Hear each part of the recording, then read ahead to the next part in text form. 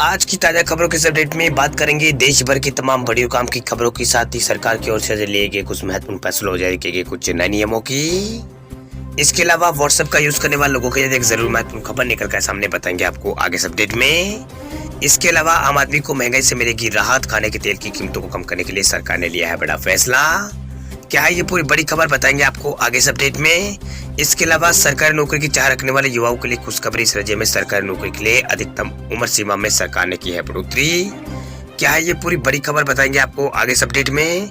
इसके अलावा प्रधानमंत्री किसान सम्मान निधि योजना से जुड़े किसानों के लिए खुशखबरी। इस दिन आएगी पीएम किसान सम्मान निधि योजना की अगली किस्त। इस खबर को भी जानेंगे पूरे विस्तार से। इसके अलावा कुछ एजुकेशन और जॉब रिलेटेड कुछ महत्वपूर्ण अपडेट्स है। परीक्षाओं के स्थगित होने को लेकर भी एक बड़ी खबर निकल कर सामने बताएंगे आपको आगे इस अपडेट में। साथ ही यहाँ पर कोरोना कर्फ्यू और लॉकडाउन से जुड़ी कुछ महत्वपूर्ण बड़ी खबरें बताएंगे आपको एक एक करके इस अपडेट में। साथ ही आज की तमाम बड़ी और काम की पूरी 20 खबरों की बात करेंगे आगे इस अपडेट में।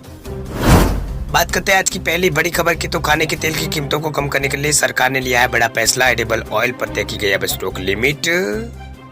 आम आदमी की रसोई में महंगाई को कम करने के लिए केंद्र सरकार लगातार बड़े फैसले यहाँ पर कर रही है। ऐसे में खाने के तेल की कीमतों को कम करने को लेकर सरकार ने एक बड़ा कदम उठाया। दरअसल केंद्र सरकार ने पूरे देश में यहाँ पर एडिबल ऑयल के लिए स्टॉक लिमिट तय किया है। हालांकि 6 राज्यों को इससे छूट मिलेगी। वहीं केंद्र सरकार ने अपने 3 फरवरी 2022 को जारी एक आदेश में पूरे देश में यहाँ पर खाद्य तेल और तिलहनों पर स्टॉक लिमिट यहाँ पर लगा दी है। ये जो आदेश है वो 30 जून 2022 तक यहाँ पर लागू रहेगा। वही सरकार ने इससे पहले 8 अक्टूबर 2021 को आदेश में खाने के तेल और तिलहनों पर स्टॉक लिमिट यहाँ पर तय किया था, जो कि 31 मार्च 2022 तक वैध था। हालांकि स्टॉक लिमिट राज्य द्वारा यहाँ पर तय किया जाना था। इस आदेश की समीक्षा करने में पाया गया कि सिर्फ 6 राज्य उत्तर प्रदेश, कर्नाटक, हिमाचल प्रदेश, तेलंगाना और राजस्थान और बिहार ने अपने राज्य से इसे यहाँ पर लागू कराया है। मतलब राज्य सरकार को से यहाँ पर इसे लागू कराया है। वही सरकार ने कहा है कि राज्य द्वारा कंज्यूमर्स को इसका पूरा लाभ देना आवश्यक है। इसके लिए केंद्र सरकार अपने यहाँ पर 3 फरवरी को आदेश में स्टॉक लिमिट तय यहाँ पर किया है। वही खाने के तेल और तिलहन पर लगा स्टॉक लिमिट के ऊपर बताए गए 6 राज्यों को छोड़कर पूरे देश में तत्काल प्रभाव से ये जो नियम है वो यहाँ पर लागू हो जाएगा। स्टॉक लिमिट यहाँ पर लागू हो जाएगा। चलिए बात करते हैं अगली खबर की, तो राजस्थान में नाइट कर्फ्यू खत्म, 250 लोग हो सकेंगे शादी समारोह में शामिल। राजस्थान में कोरोना महामारी की तीसरी लहर की रफ्तार कम होने के बाद सरकार ने कोरोना की संशोधित गाइडलाइन यहाँ पर जारी की है। हालांकि जो मौतों का आंकड़ा है राजस्थान में अभी भी 20 के करीब बना हुआ है। राज्य के गृह विभाग की ओर से जारी संशोधित नई गाइडलाइन आज से यानी 5 फरवरी से लागू हो गई। नई गाइडलाइन के मुताबिक प्रदेश भर में अब नाइट कर्फ्यू को खत्म कर दिया गया है।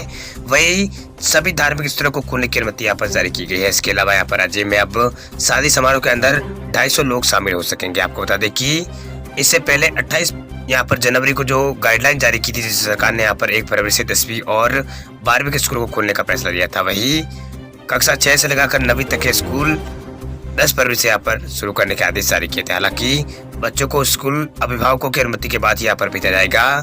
वही से पहले नई गाइडलाइन के तहत राजस्थान में वीकेंड कर्फ्यू को भी यहाँ पर हटा लिया गया था।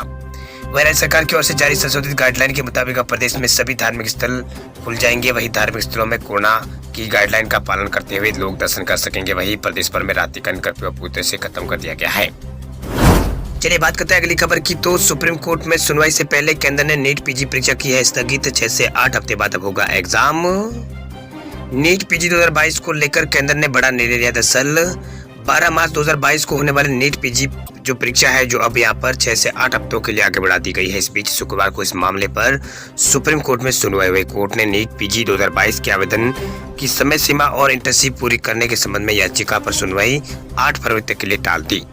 वही जस्टिस DY चंद्रचूड़ और सूर्यकांत की पीठ ने दोपहर 2 बजे बाद हुई सुनवाई में दोनों पक्षों को सुना, जिसमें नीट पीजी 2022 की तारीख को स्थगित करने की मांग यहाँ पर की गई थी। ये पहले 12 मार्च को ये परीक्षा होने वाली थी, लेकिन सुनवाई होने से पहले ही केंद्र सरकार ने परीक्षा को 6 से 8 हफ्तों के लिए स्थगित करने के अपने निर्णय की घोषणा कर दी। इसके बाद कोर्ट ने इस याचिका की सुनवाई मंगलवार 8 फरवरी तक करने का फैसला यहाँ पर लिया है।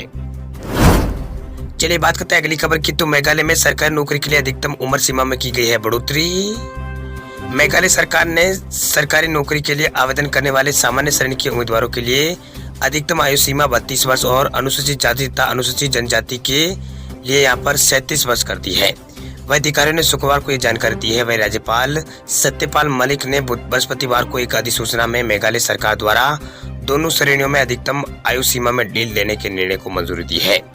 इससे पहले यहाँ पर सामान्य वर्ग के उम्मीदवारों के लिए अधिकतम जो उम्र सीमा थी वो 27 थी, जबकि अनुसूचित जाति तथा यहाँ पर अनुसूचित जनजाति के लिए यह सीमा 32 वर्ष थी। चलिए बात करते हैं अगली खबर की। तो व्हाट्सएप चैनल वाले लोगों के लिए खुशखबरी, व्हाट्सएप पर आ रहा है वो फीचर जिसका कब से था इंतजार। यूजर्स अब मैसेज पर दे सकेंगे रिएक्शन। व्हाट्सएप अपने यूजर्स को लगातार नए फीचर यहाँ पर देता रहता है जिसका उनका इंटरेस्ट ऐप में बना रहे। वही साल की शुरुआत में यहाँ पर चैटिंग प्लेटफॉर्म ने अपने यूजर्स को काफी सारे अपडेट यहाँ पर दे रखे हैं। वह व्हाट्सएप अपने यूजर्स को एक ऐसा यहाँ पर अपडेट देने जा रहा है जिसका इंतजार काफी समय से यहाँ पर लोग कर रहे थे। वही व्हाट्सएप यूजर्स अब मैसेज पर आई मैसेज जैसे रिएक्शन यहाँ पर दे पाएंगे, यानी जो यहाँ पर पहले यहाँ पर जो फेसबुक वगैरह में ऐसा जो फीचर है रिएक्शन वाला वो यहाँ पर इसमें मिलेगा। वही व्हाट्सएप कुछ महीने पहले ही अपने चैटिंग प्लेटफॉर्म के लिए आई मैसेज जैसे फीचर पर काम कर रहा था, लेकिन ये फीचर यहाँ पर यूजर्स को मिलने के लिए पूरी तरह से तैयार है। वही वाह बीटा इन्फो की एक रिपोर्ट के मुताबिक बताया गया है कि व्हाट्सएप पर रिएक्शन कुछ स्क्रीनशॉट यहाँ पर उसमें शेयर किए गए, जिसमें पता चलता है कि ये फीचर लाइव होने के बाद कैसा यहाँ पर दिखता है। वही व्हाट्सएप यूजर्स को मैसेज के ठीक ऊपर इमोजी की लाइन यहाँ पर दिखेगी। हालांकि अभी ये क्लियर नहीं है कि यूजर्स को रिएक्शन देने के लिए यहाँ पर किस संदेश पर लंबे समय तक प्रेस करना होगा या फिर रिएक्शन देने के लिए मैसेज के बगल में एक डेडिकेट बटन होगा। चलिए बात करते हैं अगली खबर की। तो प्रधानमंत्री किसान सम्मान निधि योजना की 11वीं किस्त का इंतजार करने वाले किसानों के लिए खुशखबरी, इस दिन आएगी पीएम किसान सम्मान निधि योजना की अगली किस्त।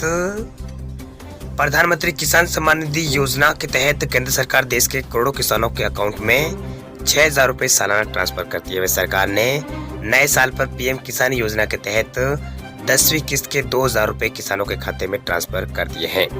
लेकिन अभी कुछ किसान ऐसे हैं जो इस सरकार द्वारा चलाई जा रही इस योजना का लाभ यहाँ पर नहीं ले पा रहे। अगर आप भी उनमें से एक है तो बता दें आपको कि जल्दी सरकार 11वीं किस्त के पैसे जारी करने वाली है। वह 11वीं किस्त का लाभ लेने के लिए आप फटाफट रजिस्ट्रेशन करा लें।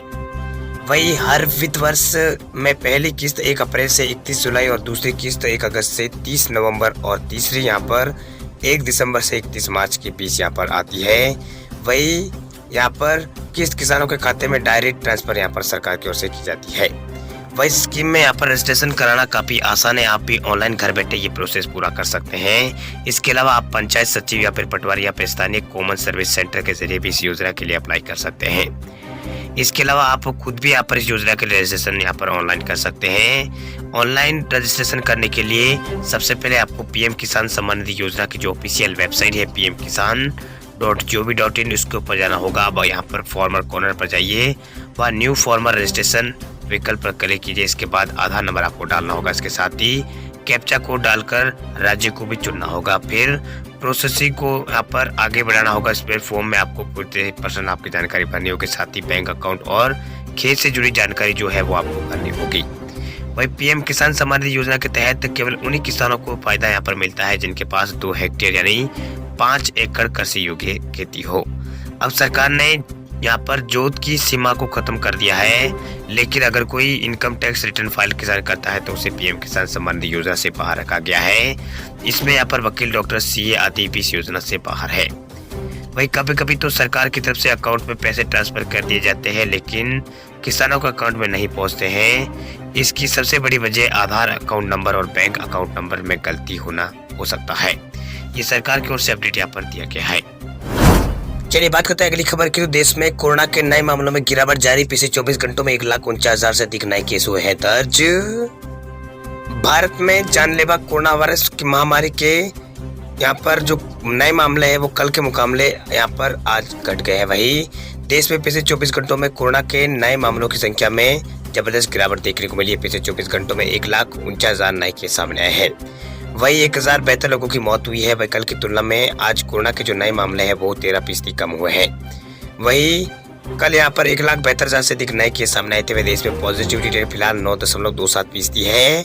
वही केंद्रीय स्वास्थ्य मंत्रालय की ओर से जारी किए गए आंकड़ों के मुताबिक देश में अभी एक्टिव केसों की संख्या घटकर 14,35,000 आ गई है। वही इस महामारी से जान गंवाने वालों की संख्या 5,55,000 हो गई है। वही आंकड़ों के मुताबिक कल 2,40,000 लोग ठीक भी हुए हैं, जिसके बाद अब तक 4,17,00,000 के आसपास लोग संक्रमण से मुक्त हो चुके हैं। बता दें आपको कि केरल में पिछले 24 घंटों में कोरोना के जो मामले हैं वो 16,000 से ज़्यादा आए हैं। वही 44,000 से अधिक लोग ठीक हुए। वही 60 मरीजों की मौत भी हुई है। राज्य में अब सक्रिय मामलों की संख्या 1,48,800 के आसपास है। इधर केरल में भी पिछले 24 घंटों में यहाँ पर 42,777 नए मामले सामने आए हैं। वहीं 1,044 मरीज ठीक भी हुए। यहाँ पे 37 मरीजों की मौत कोरोना के कारण हुई है। राज्य में सक्रिय मामलों की संख्या अभी यहाँ पर 3,69,000 के आसपास यहाँ पर बची है। वहीं भारतीय चिकित्सा अनुसंधान परिषद यानी आईसीएमआर ने बताया कि भारत में कुल कोरोना वायरस के जो मामले हैं यानी कुल यहाँ पर भारत में यहाँ पर आईसीएमआर ने बताया है कि भारत में कल कोरोना के कुल 16,11,000 से ज्यादा सैंपल टेस्ट किए, जिसके बाद कुल यहाँ पर 73,58,04,280 सैंपल टेस्ट अब तक यहाँ पर किए जा चुके हैं। वहीं राष्ट्रव्यापी टीकाकरण मुहिम है उसके तहत अभी तक देश में कोरोना रोधी 168 करोड़ से ज्यादा खुराकें दी जा चुकी है। कल 55,58,760 डोज यहाँ पर दी गई, जिसके बाद अब तक वैक्सीन की 168 करोड़ से ज्यादा डोज भारत में दी जा चुकी है। ये यहाँ पर अपडेट सरकार की ओर से यानी आईसीएमआर की ओर से यहाँ पर दिया गया है। यानी कोरोना वैक्सीन लगाने के मामले में अब भारत लगभग यहाँ पर रिकॉर्ड लगातार दुनिया में भारत जो दुनिया में है वो रिकॉर्ड यहाँ पर बना रहा है। वहीं देश के अलग अलग राज्यों में कोरोना के मामलों में अब जो गिरावट का दौर है वो जारी है। वही अलग अलग राज्यों में कोरोना के मामलों में जबरदस्त गिरावट देखने को मिल रही है। वहीं पिछले 24 घंटों में मामलों की बात करें तो यहाँ पर महाराष्ट्र में पिछले 24 घंटों में कोरोना के 15,252 नए केस सामने आए हैं। इस दौरान 75 लोगों की मौत हुई है और 30,000 से अधिक लोग ठीक हुए। एक दिन पहले यहाँ पर 18,000 नए मामले सामने आए थे, वे 69 लोगों की मौत हुई थी। तमिलनाडु पिछले 24 घंटों में 11,993 नए केस सामने आए हैं, 23,000 से अधिक लोग ठीक हुए हैं। वही 30 लोगों की इस राज्य में भी यहाँ पर कोरोना के कारण मौत यहाँ पर हुई है। वही मामले जो है यहाँ पर इस राज्य में अब लगातार कम हो रहे हैं, जो कि एक राहत की बात है। इसके अलावा राजस्थान में पिछले 24 घंटों में 8,073 नए कोरोना के सामने है, जबकि 7,000 से अधिक लोग ठीक हुए हैं। वही 22 लोगों की मौत हुई। से एक दिन पहले यहाँ पर 8,000 से ज्यादा नए मामले सामने इस राज्य में भी आए थे। वही गुजरात में 7,040 नए मामले सामने आए तो एमपी में 7,400 नए मामले पिछले 24 घंटों में कोरोना के सामने आए हैं।